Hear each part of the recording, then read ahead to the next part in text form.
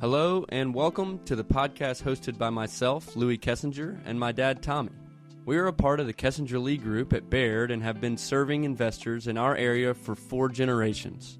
Our goal is to start a conversation around topics within the world of finance and to educate you, our listeners. All right, welcome back to another episode of Father-Son Finance. So we sort of, as a reminder, we use this to take topics and break them down about, things that we talk to clients about every single day. And this episode is going to be all about retirement, but beyond the money. So, what else is there to retirement besides just, hey, did I save enough and how much can I spend? Because once you solve for those two, there's a lot more to it that people just don't think about. Yeah, I would agree. And I think, a lot of people say, do I have enough? Mm-hmm. So then you go and you find a trusted advisor, you get a plan, mm-hmm. and most people don't retire until mm-hmm. they know they've got enough. So that question's sort of been answered, for this particular topic. Like, I've got enough. I'm not going to run out. I'm not going to be a burden on my kids. Yeah. Okay, so now, seriously, now what? Mm-hmm. What is it that I am going to do? Mm-hmm. So, retirement allows, you're not beholden to the alarm clock. Yeah. We actually kind of joke. We have a little retirement gift that we give that doesn't tell time. It tells you the day of the week. Because I've had retirees tell me like, hey, every day's Saturday. What day is it? Yeah. Well, so, I think it's important to put into context. We go to school, and then we graduate from, call it middle school, and what's next? All right, I got to go to 4 years of high school. Okay, what's next? I got to go, now I finally get my first choice in life. I can either go to work or I can go to college. Well, if I go to college, I go there for 4 years, and then I don't have a lot of choices left. I can either go to work or I can go to college again. And those are sort of your only choices. But eventually you got to go to work, even if that work is some sort of academia. So you've really had no choice, on what to do until presumably you're at least 50, and probably, 60 to 70. Yeah. A lot of people, it's usually in that 65. You got to get to that sort of Medicare, right, healthcare question. And so then now you're putting yourself as, we'll just call it 65, and nobody's telling you that you have to do anything. Like, your boss isn't saying you need to be at work on Monday. Your mom's not saying you need to do your homework and go to school tomorrow. So a lot of people, get sort of lost. It's like walking down the grocery aisle, and there's so many choices that you just sort of walk out because you're overwhelmed. Right. So you lose this daily structure, yeah. Right? And, believe me, everybody says, this is going to be great. Yeah. And it is great because, so I'm told. Well, yeah. Well, here's why the first part of this is easy because everybody goes on vacation. Yeah. Right. The first week, I'm on vacation. And I'm good at vacation. I love vacation. I'm going to do cool stuff that I always wanted to do on vacation. Yeah. But you find after that first couple of weeks, 3-4 weeks, like, okay, wait a minute. What am I going to do? Yeah. So, as people are getting near retirement, a lot of people build up a lot of vacation. Yeah. So your seniority at your work allows you more free time. You've earned 5 weeks, 6 weeks, 8 weeks of vacation. And most people split it up so that they're around holidays, vacation with the kids, whatever. So one thing to try to do is take a month off. Like, call it pre-retiring. Yeah. Like, I'm going to try this out. Yep. A sabbatical. Right? Yeah. And see what that looks like, because you do have a little bit of an identity risk here, right? Because you go from being needed, they need me at work. Yeah. I got to answer these emails. I got to do this slide deck. To free. I got to fix this problem. Right. I got to run this business. Right. And now, I don't have to do anything. Right. And so you got to protect yourself from being bored. Yeah. You know, Yeah. so you're going from retiring from a job, Mm-hmm.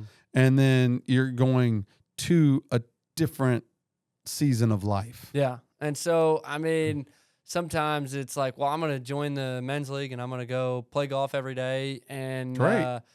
Sometimes that's great. Well, if you live in Kentucky and, it's January 20th as we're recording this, you may be seeing this in March, but you'll probably be able to remember back to late January where there was a giant snowstorm. Right. I say all that to say it's hard to play golf every day when there's a foot of snow on the ground. So you still have to, live life as it comes and don't just plan on, man, I'm going to go to the golf course every day and it's going to be great, because it will be great for 6 months. You got to still fill your other time. Yeah, and so a lot of people early in retirement, they've got a bucket list, right? And so if you haven't created one, create one. Yeah. Like, where do you want to go? What do you want to see? Mm-hmm. Are there places in the world you want to go and you want to see? Mm-hmm. Because that early part of retirement is maybe the healthiest you're ever going to be. Yeah, and so such a great point. You want to go climb Mount Kilimanjaro? Well, you better do it. You should do it quick. You should do it soon. Yeah. All right. Mm-hmm. If you can do it. Yeah. And that's the other thing. People say, well, I'm financially ready, but I'm waiting on this healthcare, Medicare at 65. I'm not going to retire at 60. It's like, well, if you can, and you want to, maybe you should, sure, because there's things you can't do after you turn 65 or 70 that you could do at 60. So you just need to evaluate what do I want life to look like? Yeah. Right? Yeah. Health and wealth are the two biggest pieces to retirement, and health is just so often overlooked and put on the afterburner, because people are so focused on getting to whatever that dollar amount is that lets them retire. Yeah, I mentioned sort of, hey, maybe give this a shot. Like, maybe if you've got the long, vacation time, maybe you do take that 3-4 weeks in a row, back to back to back. Because guess what? If you're married, your spouse may be like, hey, like, what are you doing here? Yeah, why are you at home? This Why is are my you place sitting there? From 8 to 3. Yeah. Yeah, get out of here. Yeah, beat it. So you've got this whole other person that you are going to be spending a lot more time with. Or if you're not going to spend time together, which is okay, like maybe you both have stuff to do, but what is it? What is that? Yeah. Here's the other thing. Your friend groups are going to change. Yeah. Because you're not at work. Like all that group you went to lunch with every day for the last 15 years, they're still there. Like, you can go in and laugh and cut up with them, but you're not part of the thing anymore. No. And I mean, even if you did go in and eat lunch with them, you miss the other 8 hours of the day, so you feel left out. Right. Well, so you got to build your own community. Yeah. Like, you do we're saying these things to you right now as not a caution or a scare you. It's prepare, like, reintroduce yourself to old friends. Well, and I mean, a lot of this advice, you can take yourself at 22 years old. Imagine you just graduated from college. Yes. And you just moved to a new city. Great point. Like, okay, yeah, sure, you have a job to go to every day because you're 22, but how do you meet people? Like, maybe you met your best friends at work, but probably not. Like, you met them at the gym, you met them at a restaurant, you met them at a ball game, you met them at a concert, like whatever. And so you got to start like going and doing life like you were at 22 in some ways. So I think it's important to sort of come at it from that perspective.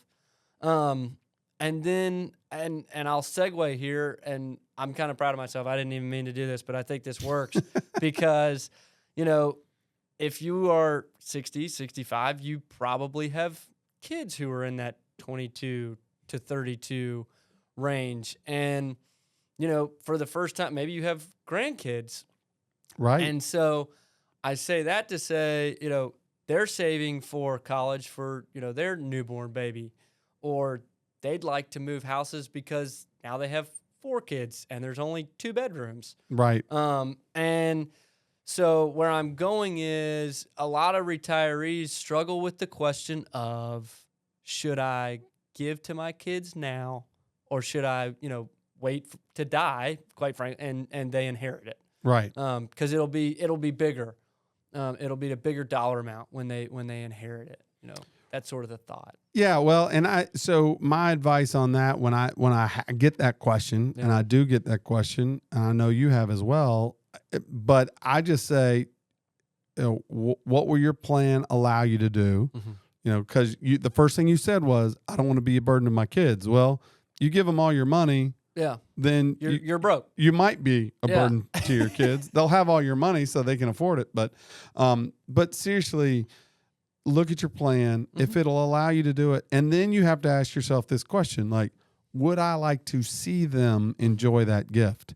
And most people, the answer is yes. Yeah. And the other thing is, gifts don't have to be just writing a check. It could be, hey, we're going on a trip. Yeah. I'm paying for everything, and you kids, all you got to do is either pay to get there or drive there, and the rest is on me. So that can just be very intentional on that. Helping with kids is huge. Anything, and that should just be something that you intentionally want to do. And then there's other ways to fill your time. I mean, there are tons of great organizations that you feel passionate about, whatever the cause is. It can be literally anything that the Humane Society for Animals and Dogs. It could be something at your church. It could be something in your community that gets you going. They're always looking for volunteers. And both of those are super important, because one is meaning, giving to your kids and your grandkids. One's your legacy. Do you want to see, and if you're able, do you want to see some of that legacy while you're still here? And, sometimes the answer may be no, like, I want to spend this, and that's totally fine. It's your money. Yeah. So we're not telling you to give it all away. But, that one is a little bit easier in terms of, I'll just write this check, or I'll just plan this vacation and we'll spend some time together. But the second one that you touched on, getting involved in a cause, that can also be as easy as writing a check or going to a gala or whatever and supporting. But that can be your new purpose also. Right. Like, hey, I'd like to be the chair of this nonprofit and really, take this thing to the next level and raise a bunch of money. And this is, my second career, and I'm not getting paid because it's a nonprofit, but this is where I'm going to spend my time because I'm super passionate about, the arts or, the environment, whatever or whatever. It is. Yeah. So Louis, what does, let's sort of look at it. So what does a quote good retirement look like? And again, not the money, but what does that look like? What are some things people should think about? Yeah, I mean, so when you're looking at a good retirement, it's different for each person. And so you've got to take into account, hey, what does my retirement look like? Mm-hmm. Because I would say that less and less every year, retirement looks like, balloons and cake and your last day at the office and, hey, thanks for 40 years of service and, get out of here and you're done. A lot of times retirement looks more and more like, I'm going to get a part-time job to do something to help pass my time. I'm going to spend time with my grandkids because, I didn't get to spend a ton of time with my kids. Right. Because I was working. I'm going to go travel. So it's different. For every person, you have to find what it is that you enjoy, and you have to be really intentional about how you structure your calendar, and how you build relationships when you enter into that retirement phase. So flexibility over perfection, right? Like, we don't have to do this perfect. Let's just enjoy that we've earned this opportunity to retire. Let's get our time, our money, our values, what we're going to support. Let's get those in line. Let's be very intentional with this newfound freedom, right? And then that way we've got fewer regrets. Because we've been actively thinking about it. And then I agree with this 1,000%. Like, retirement is a season or a chapter. It's not a finish line. It's just, Well, and again, that to that same end, that's more true than ever as well, because you used to retire at 65 or 70, and then quite frankly, you died at 75. Yeah. So you had 5 or 10 years after retirement, if you were lucky, and it was over, and it kind of was the finish line, right? Because you were kind of crying uncle, like, hey, I can't work anymore because I'm probably sick, right? But now retirement's with life last expectancies 30 years, to 92 and 94 for women. Once you cross into retirement age, to be specific, but exactly, you've got 30 years, which is maybe exactly how long you worked for. Yeah. So. It really is a chapter, and there's a lot to be enjoyed. Yeah, and so, the goal here is not just to stop working and stop everything. The goal for you is to take this sort of mantle and enjoy life, whatever that means to you. And we just want the best for you, and so that's why we wanted you to think about there's a whole other side to retirement than just money. Yeah. So when you are looking to retire, call it when you're 12 to 24, even 36 months out from when you think you want to retire, yes, you need to look at your 401k. Yes, you need to look at your IRA. Yes, you need to look at how much money you're spending. Those are all obvious. You already are doing that. But you need to figure out what it is you want to do. What do you want your life to look like? And then once you know that, then you can actually figure out what the other numbers are. Yeah. Because, before you do sort of the exploration of what do I want to fill my time with, you don't know what it's going to cost. Yeah. So have a great retirement. Yeah. And, be intentional. Thanks for listening, and we will see you next time. This podcast is intended for informational and educational purposes only. It is not an offer to buy or sell, or solicitation of an offer to buy or sell any security or investment, or to participate in any particular trading or investment strategy. The information is considered to be from reliable sources, but its accuracy is not guaranteed. We do not offer legal or tax advice, so please consult your tax or legal professional for information specific to your situation. The opinions expressed are those of the speaker and not necessarily those of Robert W. Baird & Company, Incorporated. Please note past performance is not indicative of future results, and diversification does not ensure a profit or protect against loss. All investments carry some level of risk, including loss of principal. You should carefully consider investment objectives and risks of any investment before investing. An investment cannot be made directly in an index. Securities and investment advisory services are offered by Robert W. Baird & Company, Incorporated, a registered broker-dealer and investment advisor, member NYSE, FINRA, and SIPC. You should consider the investment objectives, risks, charges, and expenses of each money market fund carefully before investing. This and other information is found in the applicable prospectus for the money market fund. Contact your Baird financial advisor for a prospectus. Please read the prospectus carefully before investing.